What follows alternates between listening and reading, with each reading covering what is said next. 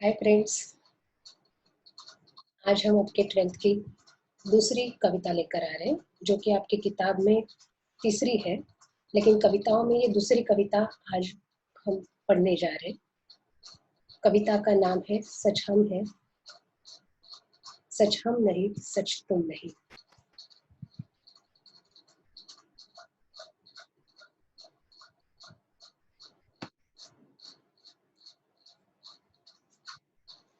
यह 11वीं और 12वीं के छात्रों के लिए घर बैठे हिंदी विषय की पढ़ाई में सहायता करने उद्देश्य से ये चैनल हमने बनाया है। इनमें शैक्षणिक विकास के साथ साथ साहित्य से छात्राओं से जुड़े रखने का प्रयास भी इस चैनल के माध्यम से हमने किया है। कुछ महान कवियों की कविताएं, कथाएं, कुछ मेरी काव्य रचनाएं मैं आपसे इस चैनल के माध्यम से साझा करना चाहती हूँ। कृपया इस चैनल को लाइक, सब्सक्राइब कीजिए और आपके दोस्तों को शेयर करें, ताकि उन्हें भी अपनी पढ़ाई में यह चैनल सहायक हो। आज हम जो कविता पढ़ने जा रहे हैं, डॉक्टर जगदीश गुप्त जी की सच हम नहीं, सच तुम नहीं। किसी कविता को समझने के लिए सबसे पहले हमें उस कविता के कवि को समझना बड़ा आवश्यक होता है। हम देखते हैं, ये कवि का परिचय मैंने आपको दिया है। डॉक्टर जगदीश गुप्त जी 1924 में उत्तर प्रदेश में हरदोई जिले के शाहाबाद में इनका जन्म हुआ था। एमए और डिफिल की शिक्षा इन्होंने पूरी की है। न सिर्फ एक सुप्रसिद्ध कवि है ये, तो इसके साथ साथ वो एक चित्रकार, एक समीक्षक, एक पुरातत्वविद और सबसे महत्वपूर्ण नई कविता के प्रवर्तक है। इनकी कुछ प्रमुख कृतियां हैं। नाव के पाव, जिस कृति से ही हमने ये कविता ली है। शब्ददंश, युग्म, हिमवृत्त, खंडकाव्य है शंभुक और नई कविता नाम की पत्रिका भी है।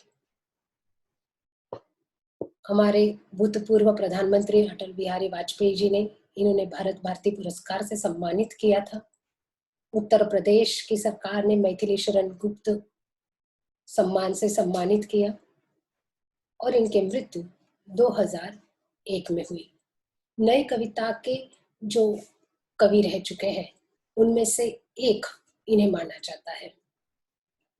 अब ये नई कविता, ये विधा हम इस कविता के माध्यम से पढ़ने जा रहे हैं।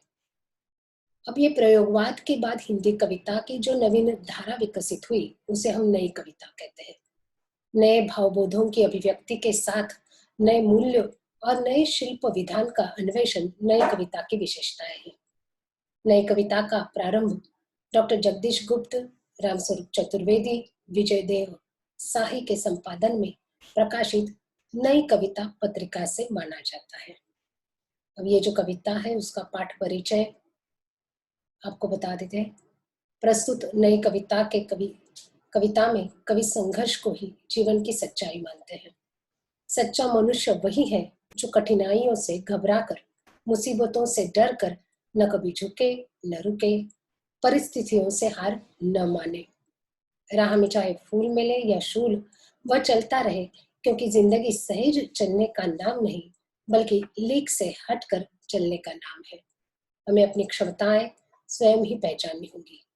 राह से भटक कर भी मंजिल अवश्य मिलेगी। भीतर बाहर से एक सा रहना ही आदर्श है। हमें अपने दुखों को पहचानना होगा, अपने आंसू स्वयं पोंछने होंगे तथा स्वयं योद्धा बनना होगा। जीवन संघर्ष की यही कहानी है।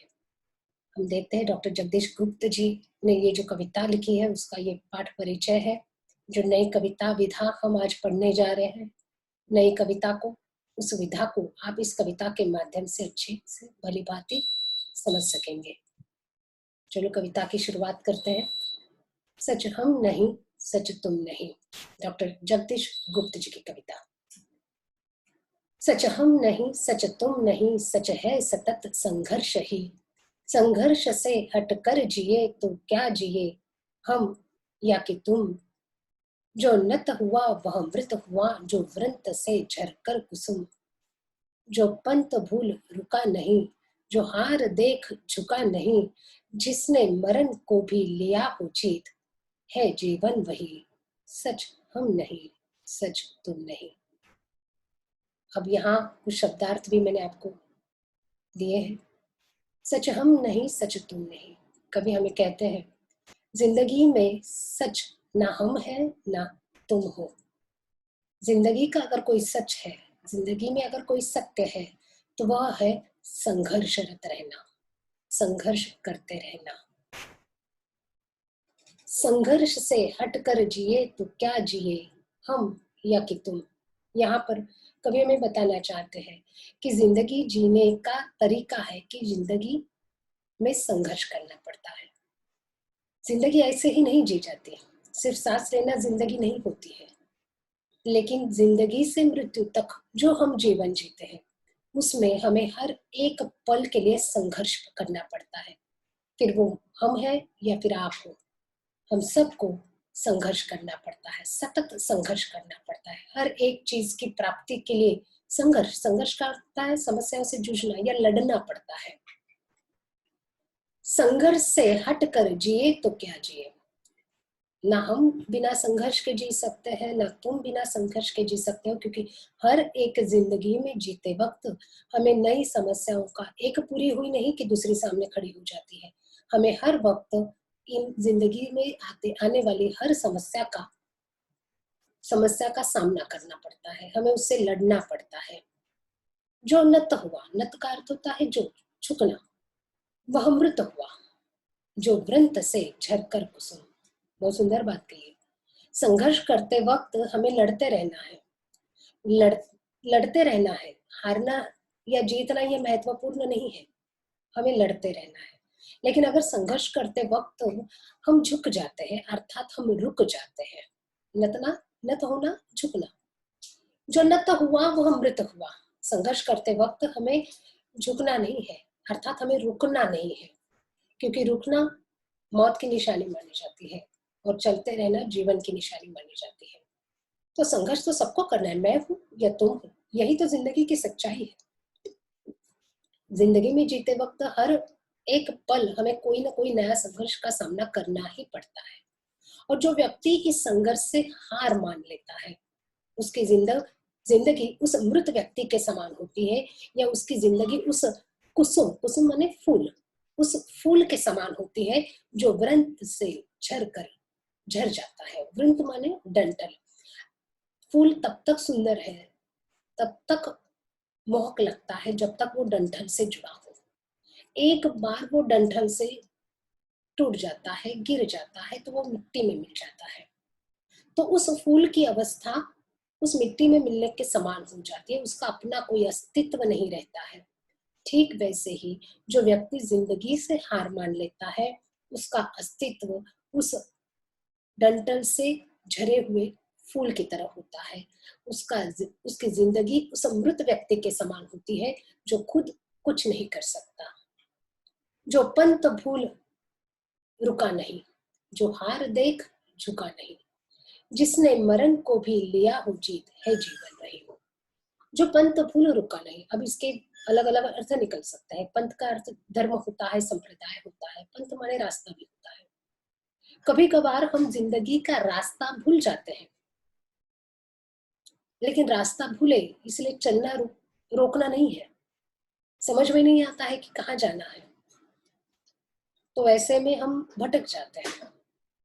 जो हार देख झुका नहीं, जो व्यक्ति हार का सामना करता है, हार से हार नहीं मानता है, अर्थात जिंदगी में हर वक्त जीत नहीं हासिल होती है, हमें हार का भी सामना करना पड़ता है। हम जो सोचते हैं वह हर वक्त होगा ही, ऐसा नहीं होता है। तो जो व्यक्ति कई बार अपने रास्ते से भटक जाता है, कई बार उसे हार का सामना करना पड़ता है, तो उसमें कोई दिक्कत नहीं है, ये सबके साथ होता है। ऐसे कई सारे लोग हैं जो हार कर ही जीत की ओर बढ़ते हैं।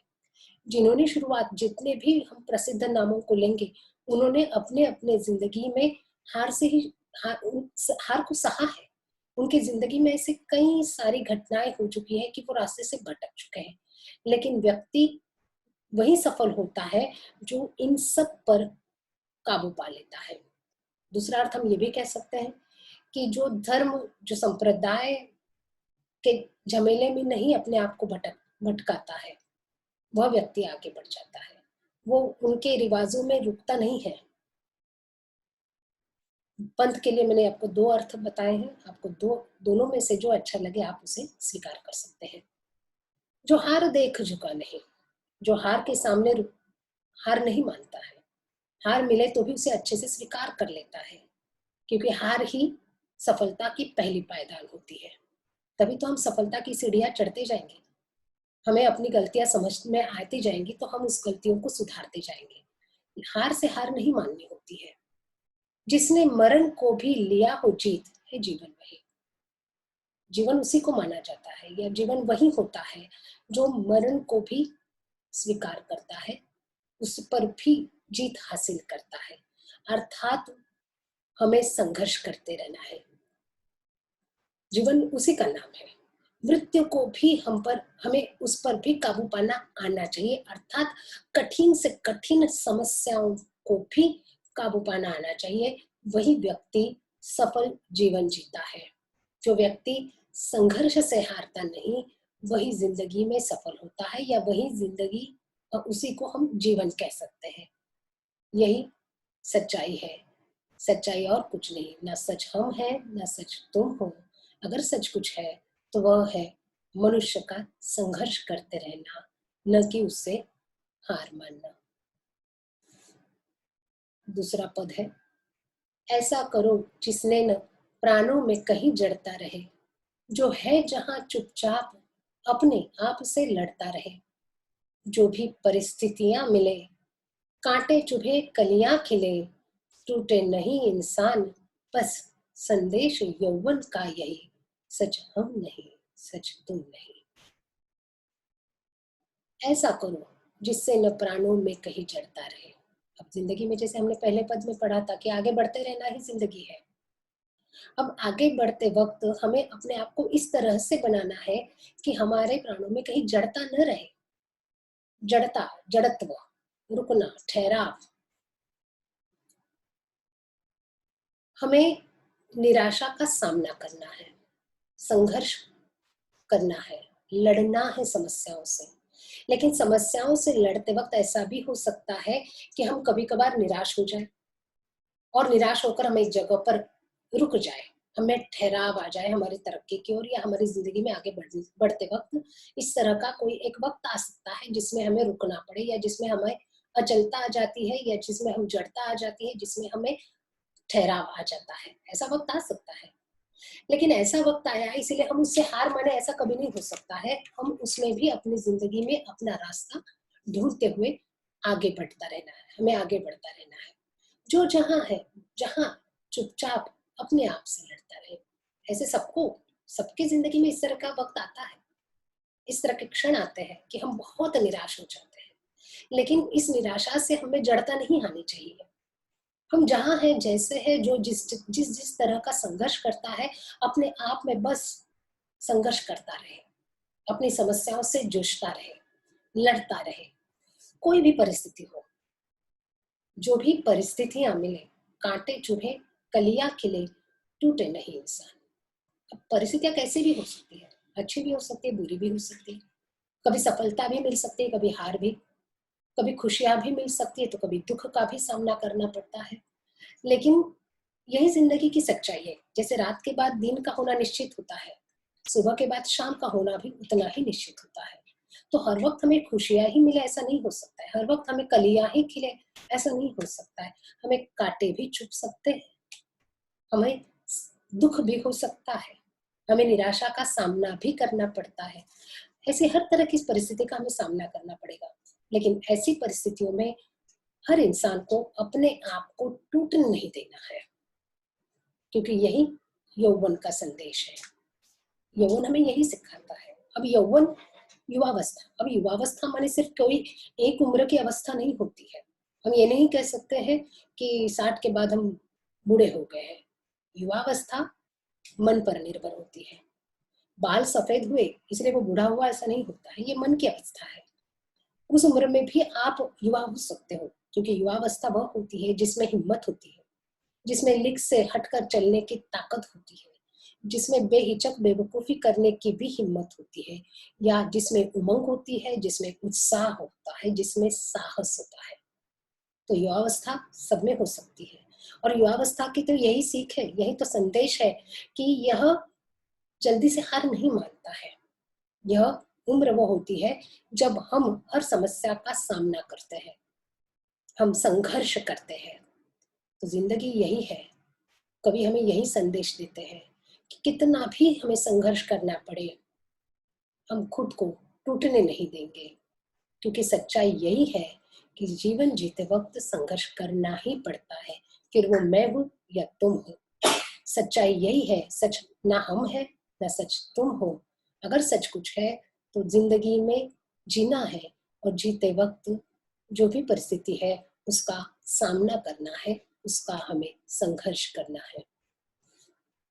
हमने रचा, आओ अभी हम ही अब तोड़ दे इस प्यार को। यह क्या मिलन मिलना वही जो मोड़ दे मंझधार को।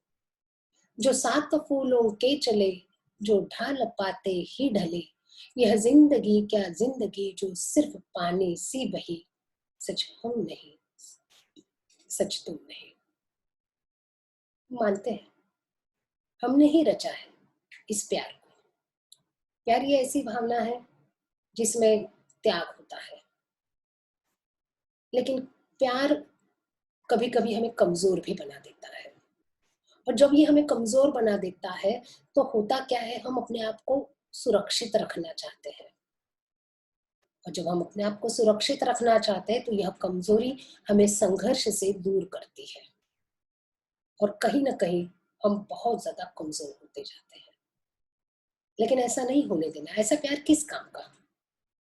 अगर अगर आपका प्यार आपको कमजोर बना रहा है तो ठीक है, हम इस प्यार को तोड़ देते हैं। यह क्या मिलन मिलना वही जो मोड़ दे मंझधार को। प्यार तो हमें संघर्ष करना सिखाने वाला होना चाहिए। प्यार हमें समस्याओं से जूझना सिखाने वाला होना चाहिए, न कि कमजोर करने वाला। अगर वो कमजोर करने वाला प्यार है तो निश्चित हमें उसे तोड़ देना है। अर्थात हमें प्यार में लड़ना सीखना है, हमें समस्याओं से हार मानना नहीं सीखना है। ऐसा मिलन किस काम का जो मिलना हमें संघर्ष से रोकता है। वो मिलन महत्वपूर्ण है जो एक दूसरे का साथ देकर हर समस्याओं से जूझना सिखाता है। मिलना वही जो मोड़ दे मंझधार को।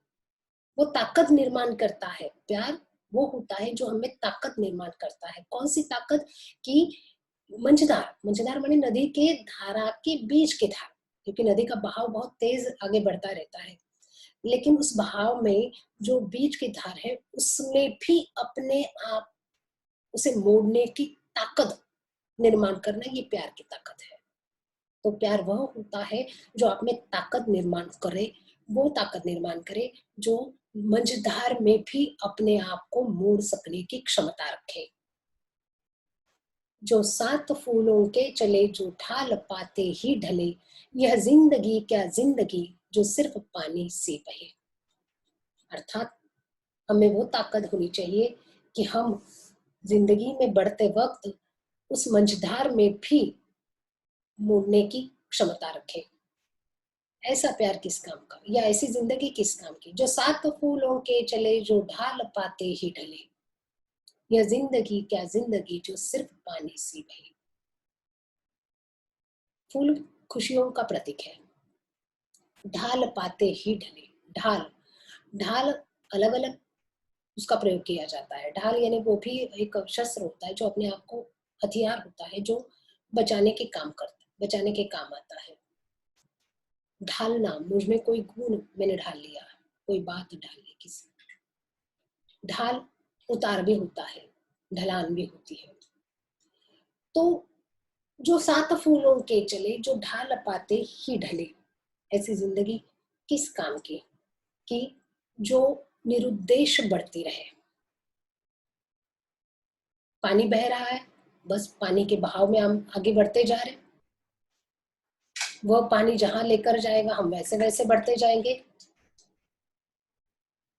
हवा के एक झोंके से फूल जहां उड़ रहा है वहां वैसे वैसे जलने देंगे। चलो सामने ढलान आ गई है तो ठीक है, हम ढल गए, हम गिर गए, उस ढलान पर उतर गए। ऐसी जिंदगी किस काम की है? ये जिंदगी वो नहीं है। जिंदगी वो होती है जो मंझधार में भी अपने लक्ष्य की ओर हमें मोड़ लेती है। अर्थात हमारे जिंदगी में कोई उद्देश्य होना चाहिए, हमारी जिंदगी का कोई एक लक्ष्य होना चाहिए। ऐसा नहीं कि जिंदगी पानी की तरह बही जा रही है, बही जा रही है और हम उसके साथ बहे जा रहे हैं। सामने ढलान आई तो हम ढल गए, फूल है तो फूलों के साथ भी उड़ लिए। ऐसा नहीं होता है। जिंदगी वह होती है जो अपने जिंदगी के लक्ष्य को हम समझ लें, उसे स्वीकार करें और उस लक्ष्य की ओर आगे बढ़ते वक्त अगर कहीं हम रास्ते से भटक कर आगे बढ़ भी रहे तो उस मंझधार में भी फिर अपने लक्ष्य की ओर मुड़ने की हमें ताकत हो, हमें अपने लक्ष्य की ओर मोड़ने की क्षमता हो। मंझधार में पहुंचकर भी लक्ष्य की ओर खुद को मोड़ने की हमें ताकत हो, क्षमता हो, वह जिंदगी जिंदगी होती है। न कि जिंदगी पानी की तरह से बहती रहे निरुद्देश्य। ऐसा नहीं होता है। जिंदगी का सच यही है कि हम अपने लक्ष्य की ओर बढ़ते रहे और लक्ष्य की ओर बढ़ते वक्त हमें जो प्यार है वह प्यार मंझधार में भी अपने आप को मोड़ने की ताकत निर्माण करे। यही जिंदगी का सच है कि संघर्ष करते रहो। ना सच हम है, ना सच तुम हो। अगर सच कुछ है तो अपने लक्ष्य की ओर बढ़ते रहना और लक्ष्य को पाने के लिए जितने अभी संघर्ष करने की आवश्यकता हो उतना संघर्ष करते रहना। अपने हृदय का सत्य अपने आप हमको खोजना, अपने नयन का नीर अपने आप हमको पहुंचना। आकाश सुख देगा नहीं, धरती पसीजी है कहीं, हर एक राही को भटक कर ही दिशा मिलती रही, सच हम नहीं, सच तुम नहीं। अपने हृदय का सत्य अपने आप हमको खोजना। जिंदगी में हम किसी पर निर्भर नहीं रह सकते। अगर कुछ करना है तो वो कोई और आकर हमारे लिए नहीं करने वाला। अगर कुछ पाना है तो उसे पाने के लिए हमें खुद मेहनत करनी होगी। तो हमारे हृदय का सत्य जो है, यानी हमारा लक्ष्य क्या है, हम किस लिए जी रहे हैं, हमें क्या पाना है, ये हमें खुद को खोजना आवश्यक है। हमें उस सत्य को पहचानना चाहिए कि मेरे हृदय में कौन सा सत्य छुपा है, अर्थात मुझे क्या चाहिए, मुझे किस लक्ष्य तक पहुंचना है। ये हमें खुद को तय करना होगा, हमें खुद को अपने अंदर झांकना होगा, हमें अपने आप को पहचानना होगा। ऐसे किसी और पर निर्भर रहकर हम अपनी जिंदगी को संवार नहीं सकते हैं। हमारी जिंदगी को अगर संवारना है तो हमें खुद को समझना आना चाहिए, खुद को पहचानना आना चाहिए। अपने नयन का नीर, नीर माने जल, पानी, आंसू। अपने नयन से जो गिरता है वो आंसू है। नयन का नीर, नयन का पानी माने आंसू। अपने आप हमको पहुंचना, हमें किसी पर निर्भर नहीं रहना है कि कोई आएगा और मुझे इस समस्या से उबार लेगा, कोई आएगा और मेरे आंखों के आंसुओं को पोंछेगा। ऐसा कुछ नहीं होता है। जिंदगी की सच्चाई यही है कि हर कठिन समस्याओं से या कठिनता का संघर्ष से सामना करना पड़ता है। और उस संघर्ष में सबसे पहले महत्वपूर्ण अगर कोई बात है तो वो पहली बात यह है कि हमें खुद को पहचानना आना चाहिए। हम क्या है, हमें क्या करना है, हमारा लक्ष्य क्या है, हमारी जिंदगी को हमें किस ओर ले जाना है, इसे हमें खोजना होगा। अगर निराशा भी आती है तो उस निराशा से अपने आप को उबारना होगा, निकालना होगा। अपने आंसू हमें खुद पोंछने होंगे। प्रकृति हमें सिखाती है, प्रकृति हमें हर ओर से सिखाती है, लेकिन सिर्फ सिखाती है, जिंदगी जीना तो हमें खुद को है। तो कोई आकाश जैसे कोई बड़े, कोई हमें हर वक्त सुख देने आगे नहीं आएगा। जैसे हमारे अगर माता पिता है तो वो हर वक्त हमारा साथ देंगे ऐसा नहीं है, या हमारे कोई गुरुजन है या हमारे और कोई जो हमें अपने लगते हैं, ऐसा कभी नहीं होता है कि हर वक्त वो हमारा साथ दे, या ऐसा भी नहीं हो सकता है कि वो हर वक्त हमारे साथ हो। आकाश सुख देगा नहीं, धरती पसीजी है कहीं, पसीजना दयाना। ये दोनों भी जिरोदात्त है। उनमें जितना धैर्य होता है वैसा हमें होना चाहिए। कभी आपने सुना है कि आकाश ने सामने वाले को सुख देने के लिए अपनी सीमा को लांघा है? धरती को बुरा लगता है, वो हमारी माँ है, इसलिए दया आई और इसलिए उसने अपने आप को अपने सीमा से अलग कर दिया है, नहीं होता है। वो अपनी सीमा में रहते हैं। वैसे ही हमें अपनी सीमा में रहकर या हमें अपने आप की खुशियों को ढूंढकर आगे बढ़ते रहना है। कोई और पर कोई आकाश कोई धरती हमारी सहायता के लिए नहीं आने वाली है। हर एक राही को भटक कर ही दिशा मिलती रही, और यही तो सच्चाई है। आगे बढ़ेंगे तो लक्ष्य तक पहुंचेंगे। अगर रुके रहेंगे तो कोई लक्ष्य मिलेगा नहीं, कोई हासिल होगा नहीं, कोई संकल्प पूरा नहीं कर पाएंगे। राही यानी वह होता है जो पथिक होता है, रास्ते का जो यात्री होता है, जो चलने वाला है। जो चलता है उसे राही कहेंगे। अब ये राह पर जो राही चलता रहता है, तो राह में चलते वक्त कभी कभार वो भटक भी सकता है, लेकिन जो भटकता है दिशा उसी को मिलती है। भटक भटक कर ही हम सफलता की ओर आगे बढ़ते हैं। एक रास्ते से भटके तो हम दूसरा रास्ता ढूंढ निकालते हैं और फिर अपने लक्ष्य तक पहुंच ही जाते हैं। लेकिन अगर हम चलना ही छोड़ दें तो फिर हम समस्याओं का सामना ही नहीं कर पाएंगे, तो हम लक्ष्य तक पहुंच ही नहीं पाएंगे। और एक कविता मुझे इस वक्त कविता की एक पंक्ति याद आ रही थी। जले जो रेत वे तलवे तो हमने ये देखा है। शेर है ये। जले जो रेत वे तलवे तो हमने ये देखा है, बहुत से लोग वहीं छटपटा कर बैठ गए। रेत गर्म है तो उसमें चलते पैरों में तलवे जो है वो जलेंगे ही, लेकिन निराश होकर हम अगर वहीं पर बैठ जाते हैं तो हम अपने लक्ष्य तक नहीं पहुंच पाते। लेकिन अगर उन संघर्ष का हम सामना करेंगे तो हम अपने लक्ष्य तक पहुंचेंगे। तो राही वही होता है जो भटक कर ही उसे दिशा मिलती है। तो जिंदगी में सफलता उसी को हासिल होती है जो चलते रहता है, जो चलते वक्त आने वाले हर मुसीबत का सामना करता है, वो हर संघर्ष का सामना करता है। अब हमें इस कविता के माध्यम से गुप्त जी यही बात हमें बार बार समझा रहे हैं कि संघर्ष करते रहो, क्योंकि अगर सच कुछ है तो सिर्फ संघर्ष करते रहना है। जिंदगी और मृत्यु के बीच में आने वाली जिंदगी को अगर सफलता से जीना है तो सफलता को पाने के लिए हमें आने वाले, क्योंकि संकट आना, संघर्ष, संकटों से सामना करना, यही तो सच्चाई है। ना सच हम है, ना सच तुम हो।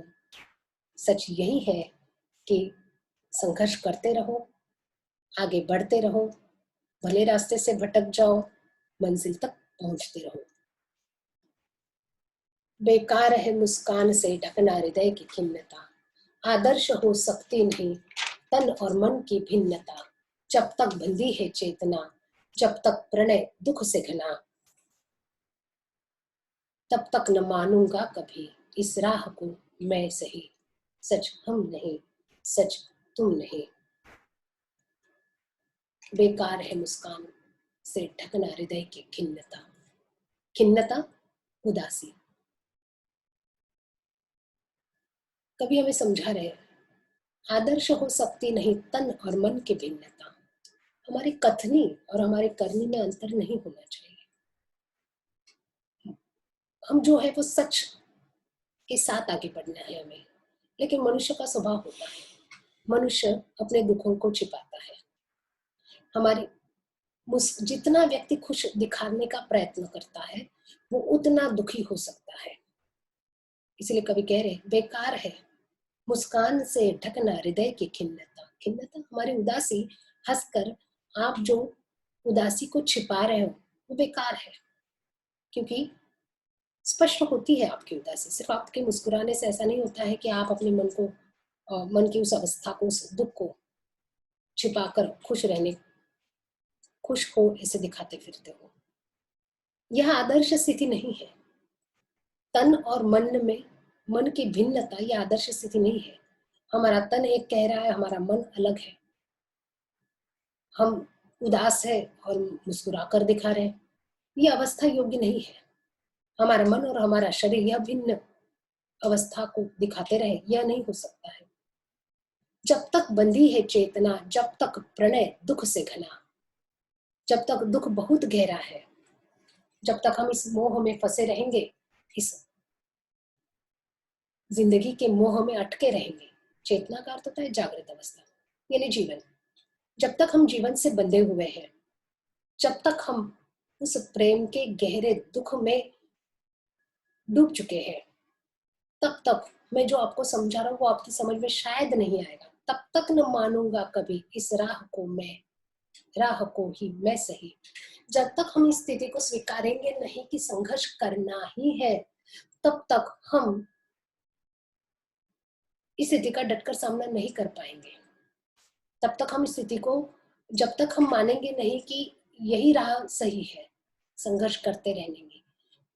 कब तक नहीं मानेंगे? जब तक हम अपने दुख में गहरे डूबे रहेंगे, जब तक हम हमारी हमारे जीवन में दुखों को हम ज्यादा महत्व देंगे, उसे बहुत गहरा बना देंगे और उसी में अटके रहेंगे, निराश होते रहेंगे, तब तक हम इस संघर्ष की राह को नहीं मानेंगे। इसीलिए क्या करना है? तो हमें इसे स्वीकारना है कि जिंदगी में आगे बढ़ते रहना ही आवश्यक है, दुखों में गहरे अपने आप को डुबाना नहीं, क्योंकि ये क्षण भी चलने वाला है, आगे बढ़ने वाला है, ये वक्त भी बीतने वाला है और ये छोटी बातें जिंदगी में होती ही रहेंगी। हमें अपने लक्ष्य की ओर बढ़ना है, क्योंकि लक्ष्य की प्राप्ति का जो आनंद है ये सर्वश्रेष्ठ आनंद है। सच कुछ नहीं है जिंदगी में, ना मैं हूं ना तुम हो, ये कोई सत्य नहीं है। अगर सत्य कुछ है तो ये जिंदगी हमारे हाथ में नहीं है। जन्म मिला है तो मृत्यु भी निश्चित है, लेकिन उस बीच का जो फासला है वो कैसे जीना है ये तो हमारे हाथ में है। तो हम इस बात को स्वीकार करें। जब हम इस बात को स्वीकार करेंगे तभी हम हर समस्या का, उस हर संघर्ष का सामना करेंगे, डट कर सामना करेंगे, क्योंकि ये डट कर सामना करना ही, हर परिस्थिति का डट कर सामना करना ही हमारे हाथ में है। यही सत्य है। सच हम नहीं है, सच तुम नहीं हो। अगर सच कुछ है तो संघर्ष करते रहना है। इस कविता के अंत में हम ये जो स्वाध्याय करने जा रहे हैं, मैंने कुछ स्वाध्याय आपको दिया है, उसके बाद मैंने उसके जवाब भी आपको दिए, उसके उत्तर भी दिए हैं। अब जो भी स्वाध्याय है कविता से जुड़े हुए आपके पाठ्य पुस्तक में तो है, उसके अलावा कुछ बनाया है। आपको आकलन के लिए जो प्रश्न आते हैं जिसमें संजाल हो सकता है, उत्तर दीजिए, अनेक शब्दों के लिए एक शब्द लिखिए, इस तरह के प्रश्न आते हैं। पहला, संजाल पूर्ण कीजिए। जो नत हुआ वह किसके समान है? जैसे कि आपके ये जो प्रश्न है उसके अंत में मैंने इसके जवाब दिए हैं। वह किसके समान है? वह मृत व्यक्ति के समान है या वह वृंत से झड़ने वाले फूल के समान है। कवि के अनुसार इनमें भिन्नता नहीं होनी चाहिए। कवि के अनुसार किसमें भिन्नता नहीं होनी चाहिए? हमारा जो तन है और हमारा जो मन है, इसमें भिन्नता नहीं होनी चाहिए।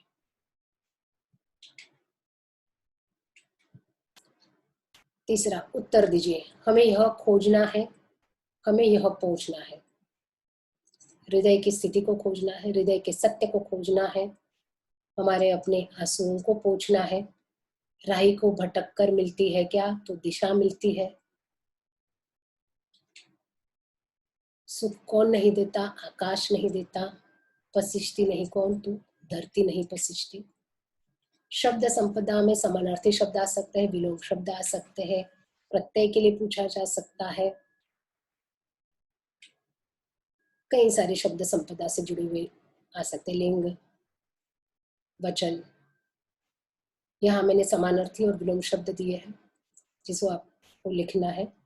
कुसुम का समानार्थी शब्द फूल, पुष्प, नीर जल पानी, राही यात्री, संघर्ष लड़ाई, नयन नेत्र, आंखें लोचन, घना गहरा, खोज शोध, आकाश गगन, धरती धरा वसुंधरा भूमि। विलोम शब्द जीत, हार। विलोम माने विरुद्धार्थी शब्द आपको लिखने हैं। जीत का विलोम शब्द है हार। जीवन, मृत्यु और जीवित, मृत। अब ये दोनों शब्द एक जैसे आपको दिखाई देंगे, लेकिन उसका विलोम शब्द बनाते वक्त इन छोटी सी बातों को याद रखना है। जीवन है तो उसका विलोम है मृत्यु, और अगर जीवित है तो उसका विलोम शब्द है मृत। धरती, आकाश, मिलना, बिछड़ना। अभिव्यक्ति से जुड़े हुए भी कुछ शब्द प्रश्न मैंने आपको दिए हैं जो आपको लिखना है। कैसे लिखना है वो भी उसी के साथ आया है। संघर्ष करते रहना ही जीवन का सत्य है। इस कथन पर अपने विचार लिखने हैं आपको। ये भी 2 मार्क के लिए आता है, और इसमें आपको 5-6 पंक्तियों में आपको लिखना होता है। संघर्ष करते रहना ही जीवन का सत्य है। तो इसमें आप कोई कथा अपने बारे में लिख सकते हो, किसी और के बारे में लिख सकते हो, या कविता में जो लिखा है जो आपको सही लगे उस हिसाब से आपको ये लिखना है। ये आपकी अभिव्यक्ति है, आपका स्वमत है। कविता का रसास्वादन के लिए भी प्रश्न पूछा जा सकता है। रसास्वादन करते वक्त इन चीजों को याद रखना है। पहले कि आपको उस कवि का नाम लिखना है, उस कवि के बारे में अगर आप कुछ और जानते हो तो वो भी आप लिख सकते हैं। फिर उसमें आपको कौन सी कविता में से कौन सी पंक्ति आपको ज्यादा पसंद आई है, उस पंक्ति के लिए आपको लिखना है, और वही पंक्ति क्यों, वो पंक्ति लिखनी है महत्वपूर्ण तो। और फिर उसके बाद उस पंक्ति का स्पष्टीकरण देना है, क्यों पसंद आई, इसमें ऐसी कौन सी बात है जो आपको अच्छी लगी, उस पंक्ति का अर्थ क्या है, और अंत में आपको उस कविता से जुड़ा हुआ केंद्रीय भाव कि कवि क्या कहना चाहता है। इस तरह से ये कविता यहाँ पर समाप्त होती है। हमने कुछ स्वाध्याय भी कर लिया है, और आशा करती हूँ कि आपको ये पसंद आए। धन्यवाद।